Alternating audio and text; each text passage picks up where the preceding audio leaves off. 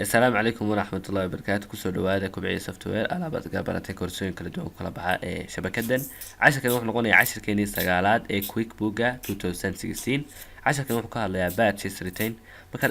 ألعاب دل بتيد ألعابتي قاربة دامج كل عيا قاربة حمارية مركز واحد سماه سعرتين ودي بدو على ساعة نمكي سبلايا كنمكي أتقدر بطين مركز وإنه alaabtaasi ka goodaa inventory ama alaabta ku taala hadda 10 dalbatay aad laba celiso in alaabtu 8 ku taala bakhaarkaaga markaad u diiwaangelisid cookbook ayaan ku baranaa ku soo dhawaada dhinaca practicalka programkii markaan soo furno sida uu soo baxo marka ugu horeysa waxaan eegaynaa bar alaabta noo taala bakhaarka si aan uga jarno labada aan dib celiyno ama inta aan dib celiyno aan iska furano alaabihii waa tan magaceedii waa kan item magaciisa waa biscuit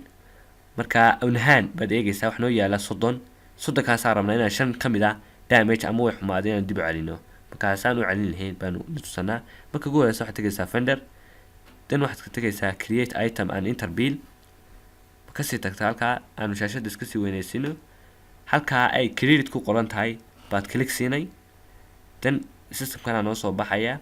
waxa ka dooranaysaa vendorkii ninka alaabta ku keenay Horyaal company baa noo keentay itemka halka hoose tagaysaa itemka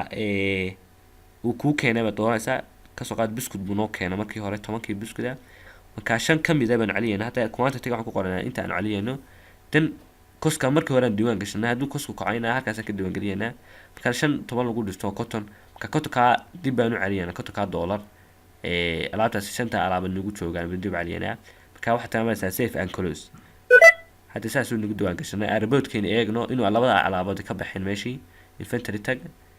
stock by item tag then wanaan ku haynaa halka shay laatan on hand marka hore 30 baan yaala haddana shay laatan 5tii baan calinay saasaan loo diiwaan gelinayaa markaad alaabta calinaysay asxaabi 10 intaas aan ku soo gabagabeeyna. Wassalaamu calaykum waraxmatullaahi wabarakaatuh.